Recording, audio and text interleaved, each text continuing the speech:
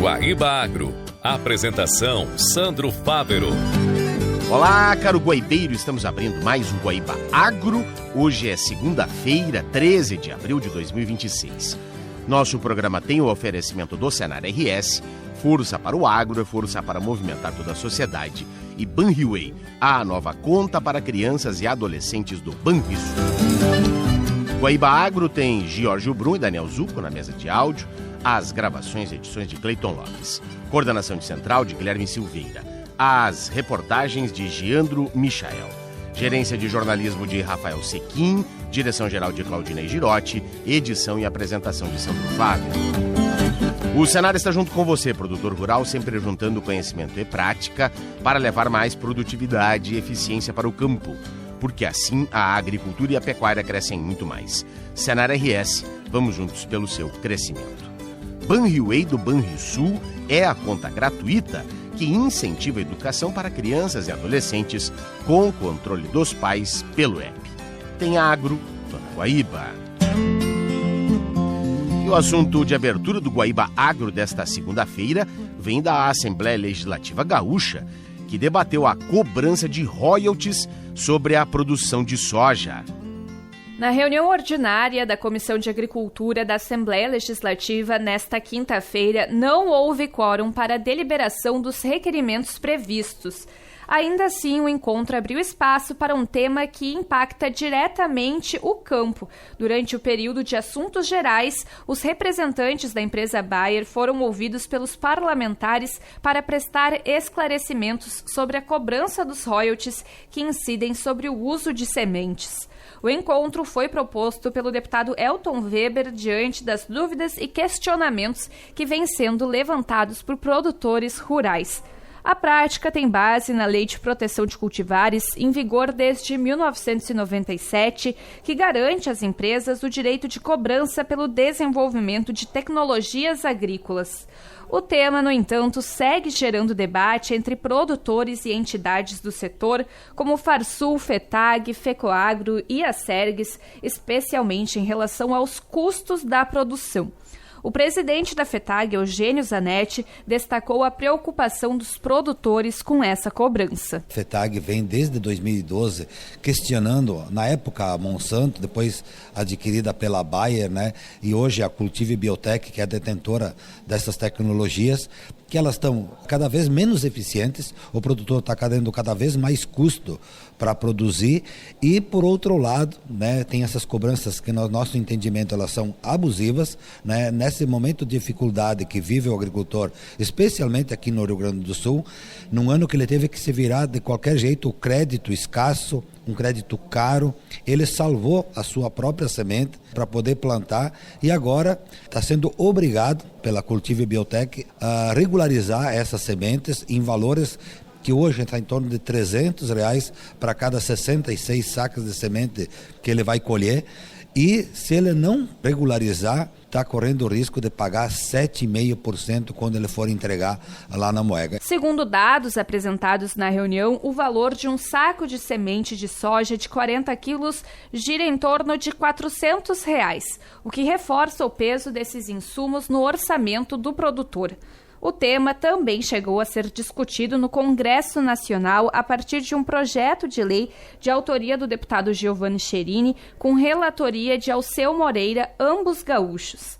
A proposta previa ampliar de 15 para até 20 anos o prazo de cobrança de royalties. O texto chegou a avançar na Comissão de Constituição e Justiça, mas acabou sendo retirado após repercussão negativa e críticas de diferentes setores. O presidente da Comissão de Agricultura, deputado Zé Nunes, também falou sobre o impacto da medida para os agricultores. É interessante observar um pouco da confusão que se estabelece quando deputados que são ligados ao agro apresentam um projeto desse tipo e o outro deputado ligado ao agro do Rio Grande do Sul, deputados federais, faz um parecer favorável. Qual é a confusão que está acontecendo? Ah, não, mas a gente se enganou, a gente se atrapalhou. Veio esse problema agora dos royalties. A grande questão aqui é o seguinte, ninguém nega a tecnologia. Agora, 7,5% na Moega é algo absurdo. é fora de contexto. Está sendo muito pesado para o agricultor. A empresa afirma em nota que a cobrança está prevista na legislação e defende que a remuneração pelo uso da tecnologia é essencial para manter investimentos e ganhos de produtividade no campo. Segundo a Bayer, a biotecnologia ajudou a ampliar a produção de soja no Brasil nas últimas décadas. No Rio Grande do Sul, a projeção é de crescimento de 12,9% para mais de 20 milhões de toneladas. A empresa também aponta aumento na oferta de cultivares, que passaram de 48 para mais de 200 no estado. Participaram da reunião lideranças da Bayer no Brasil e na América Latina, nas áreas de negócios, jurídico e sustentabilidade. Durante o encontro, o representante da Associação Brasileira de Propriedade Intelectual, Luiz Henrique do Amaral, destacou a relação entre a cobrança de royalties e a proteção das tecnologias no campo. Nós hoje aqui estamos discutindo não só o presente situação, mas o futuro. E o futuro, cada vez mais, para apoiar o agricultor, ele vai precisar de novas tecnologias. Nós temos a Embrapa estudando novas biotecnologias para serem inseridas na planta. Nós temos outras empresas estudando e também temos a Bayer, que já até anunciou o desenvolvimento de uma nova tecnologia que esperemos que seja também importante para o agricultor. O tema deve seguir em debate na comissão e envolve diretamente o equilíbrio entre inovação no campo e o custo para quem produz no Rio Grande do Sul. Da Assembleia Legislativa, Victória Urbani. Obrigado, Vitória. E assim vamos encaminhando o encerramento deste primeiro bloco no oferecimento do Senar RS. Força para o agro é força para movimentar toda a sociedade. E Banriway, a nova conta para crianças e adolescentes do Banrisul. Voltaremos em instantes para falar da cadeia produtiva do pinhão aqui no Guaíba Agro.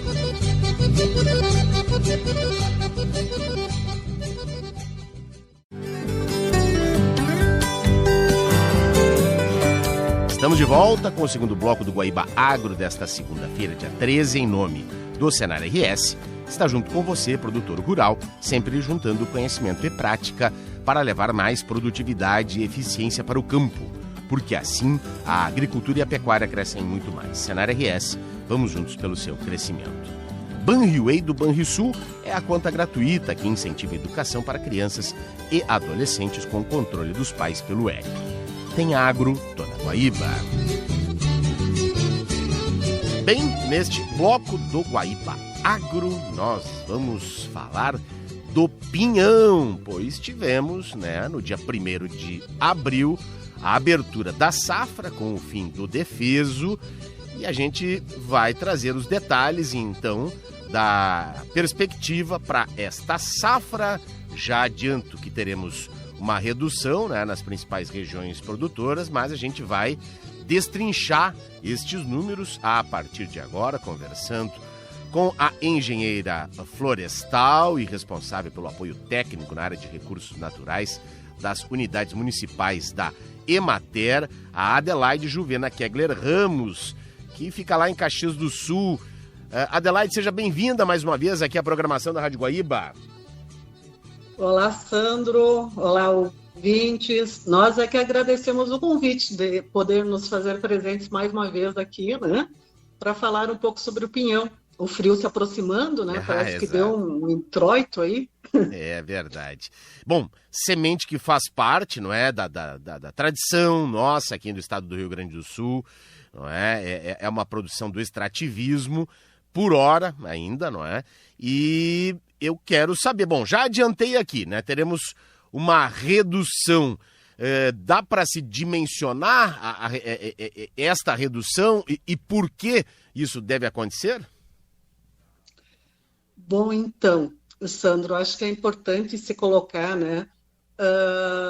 que nós temos uma relação direta, ligada à questão da produtividade da araucária, relacionada à sua produção cíclica. Tá. Então, assim, a produtividade ela está ligada a uma safra cheia, em média, a cada 3 anos. Então, Perfeito. Isso é uma característica da araucária, como toda planta nativa. Então, ela não tem safras, cheias todos os anos. Ela tem uma sazonalidade, é isso? Isso. Tá bem. Exatamente. E um outro grande fator que cada vez mais tem contribuído, né, em função até da nossa realidade, são as condições climáticas, né? Ou por excesso de chuva ou por falta dessa chuva, né?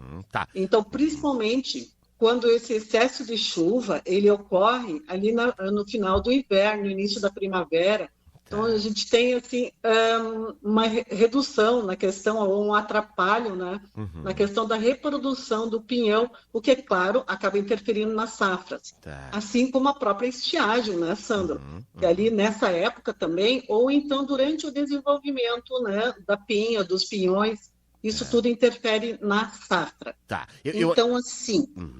Não, eu queria voltar ainda à sazonalidade, né? Ao primeiro dos fatores da redução.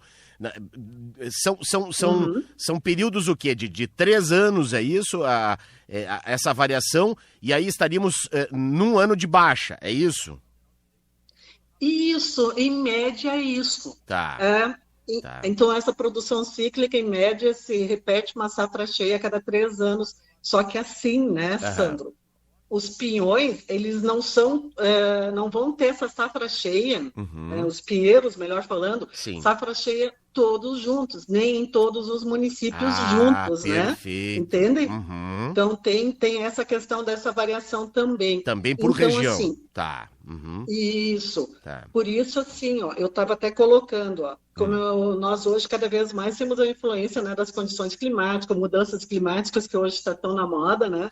Isso interfere, né, nessas nossas produções, tanto nas domésticas, né? Então, quanto com relação à questão aí do pinhão, né, que é ainda basicamente toda ela uma produção provinda, né, do extrativismo, ou seja, então de florestas de araucárias nativas, né? Então, assim como a gente tem municípios que têm secas e têm excesso de chuva, não é uma coisa padrão que acontece em todos, isso está acontecendo também com relação à questão da produção, né? Então, do pinhão.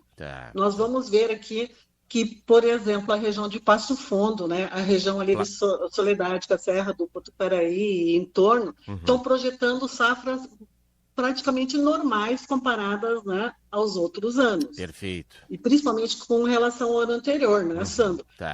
E nós, agora falando da região da Serra, tá? Que é a principal região produtora, não é, Adelaide?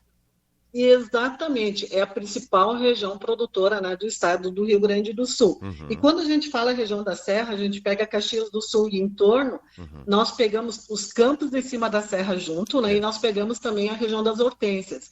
Então, dentro desse contexto, nós tivemos aqueles municípios que mantiveram produção com relação à safra passada, temos um município, né, que teve uma redução de 12,5% para outro município que teve redução de produção de até 60% na safra, e nós tivemos um município que teve um acréscimo de 100% na produção, entende? É muito regionalizado, né? É muito regionalizado, muito localizado, e assim, para a gente visualizar isso um pouco, né, dimensionar um pouco melhor, a gente hoje cada vez mais tem verificado aquela chuva. Choveu no meu bairro. Mas no teu não choveu, né, Sandro? É bem isso. Tu me entende? Então um pouco está relacionado dessa forma. Mas pensando assim, ó, nós estamos fazendo uma projeção aí de produção aqui na região da Serra, tá?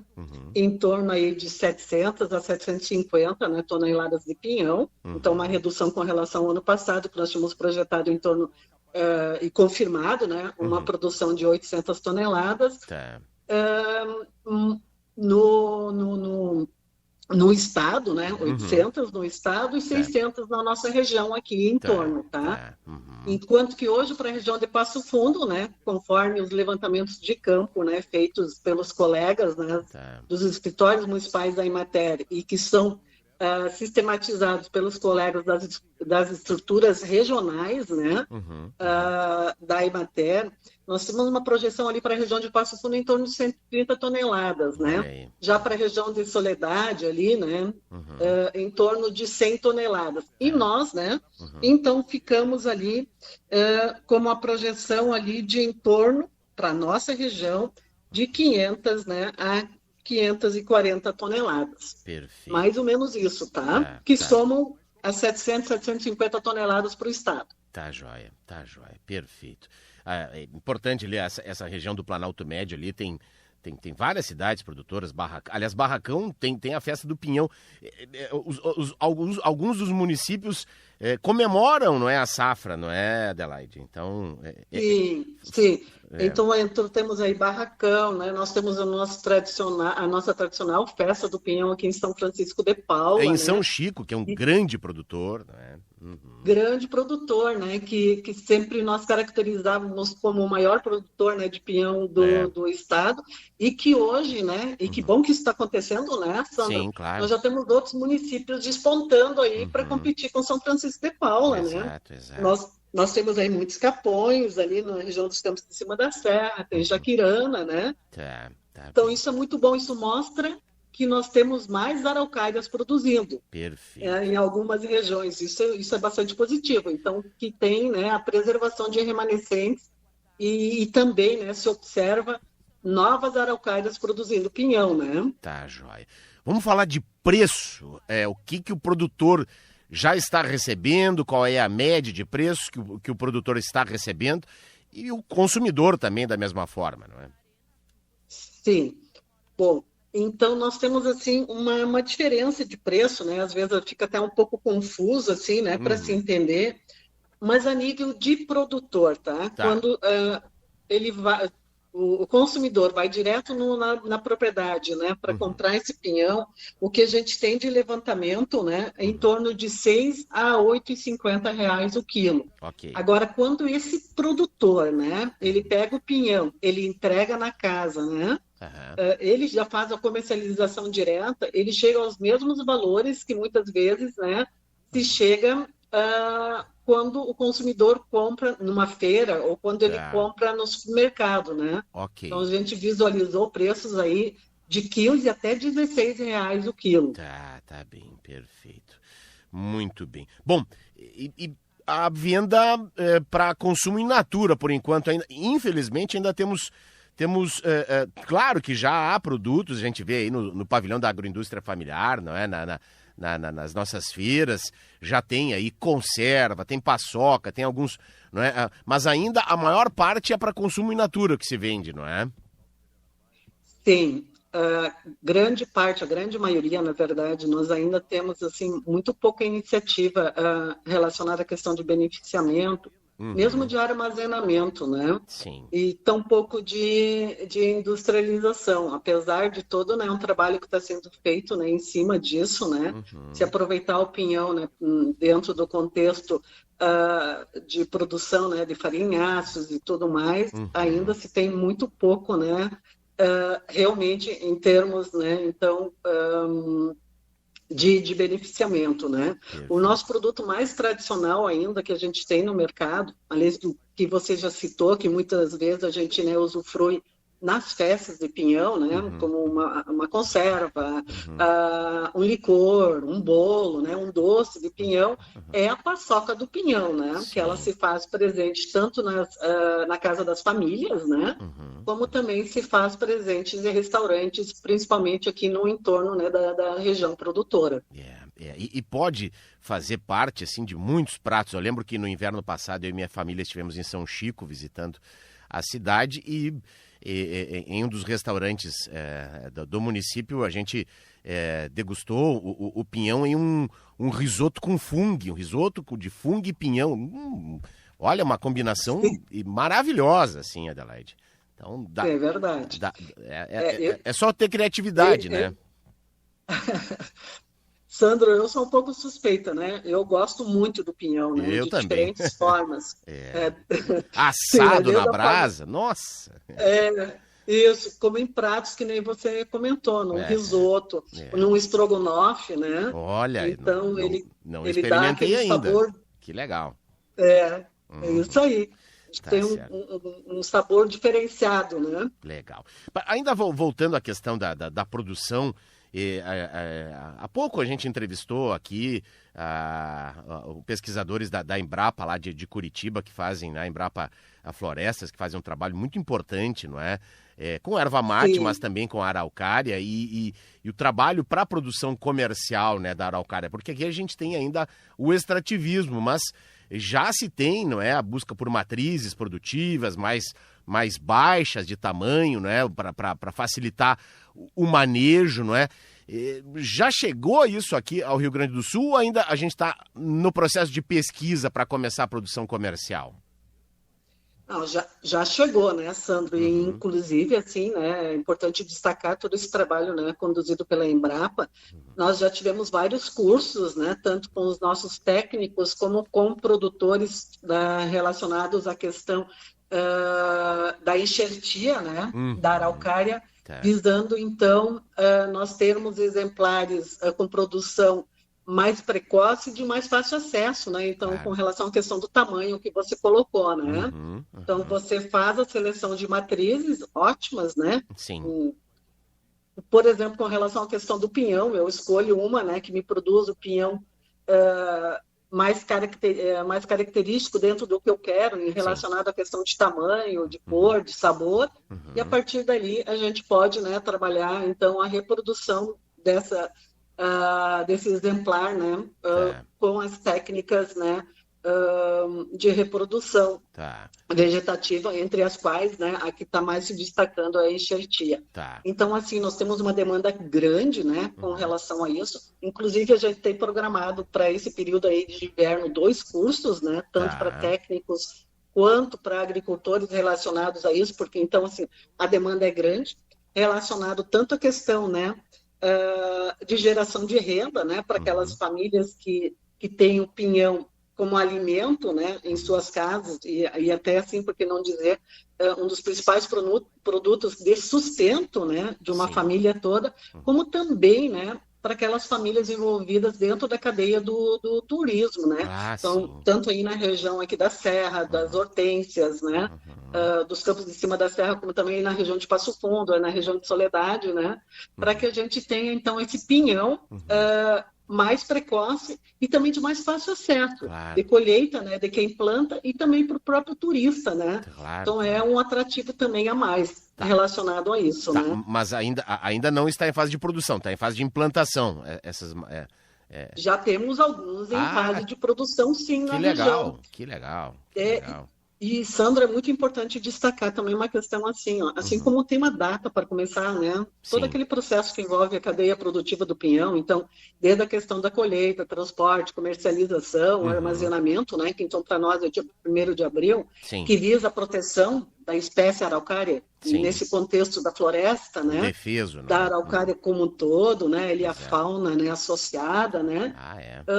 Essa questão de nós ter a oportunidade, né, de fomentar o plantio da araucária, uma araucária, né, produzindo um pinhão, né, então, altamente produtivo, né, com as características que o consumidor quer, é uma oportunidade também, né, além de econômica, de geração de renda, de nós preservarmos remanescentes da floresta nativa que nós temos, né?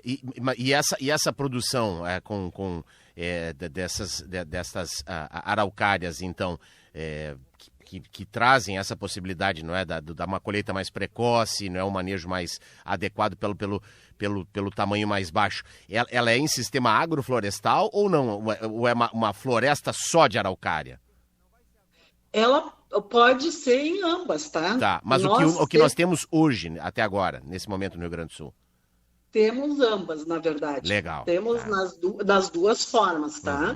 Então, tu pode ter um plantio homogêneo, um plantio puro, né? Como tu pode ter ele num sistema agroflorestal associado a outras, né, espécies, né? Perfeito. E quando você colocou ali, né, que é mais... fica mais fácil a colheita. Exato. Então, a gente entra num ponto muito importante, né, Sandro? Porque... Hoje, como a gente colocou, né, a nossa colheita ainda ela é basicamente toda manual, né? E aí se faz com varas e trepas, né? A gente sempre tem uma preocupação muito grande, né, pela segurança, né? Claro. De quem vai fazer essa colheita do pinhão, né? De usar o cinto de segurança e aquelas coisas todas, né? Básicas, né? Então, com isso também reduz um pouco essa questão do risco na colheita, né? Do pinhão, né? Perfeito. Muito bem, e claro, a gente está falando da produção e do resultado e rentabilidade, não é, para as famílias envolvidas.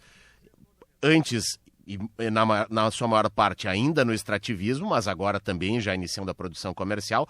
Mas é sempre importante lembrar, não é, que a araucária ela tem um papel fundamental também com a questão, não é, né, da fauna silvestre nossa, porque a gente sabe que o papagaio charão, não é uma ave importante, um psitacídeo que se alimenta do pinhão, uma base alimentar, inclusive, essa semente. Aí a gente também lembra do bugio, nos mamíferos, os coatis. Então, é uma planta que tem fundamental importância por equilíbrio da natureza nas regiões produtoras, não é?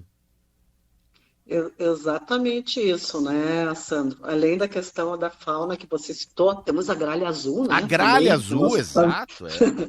A nossa famosa gralha azul, mas tem também, né, o papel importante da araucária. E você, bom, todos nós, né, você, os ouvintes, já tem presente o que é uma floresta de araucária. A araucária está lá em cima no dossel, ela se sobressai, né, dentro de uma floresta, mas ela cumpre um papel ecológico, né, muito importante dentro, né, desse aspecto, dando oportunidade para que outras espécies venham e se desenvolvam dentro do conjunto desse ecossistema. Perfeito, excelente. Muito bom sempre conversar com a Adelaide Juvena Kegler Ramos, engenheira florestal da Emater, regional de Caxias do Sul, que faz esse belo trabalho de apoio técnico na área dos recursos naturais para as unidades municipais da Emater Ascar. Muito obrigado, Adelaide, e tá tudo liberado. Agora, né, até o dia 1º de abril não podia. Agora pode comprar sem peso na consciência. Antes era proibido, gente.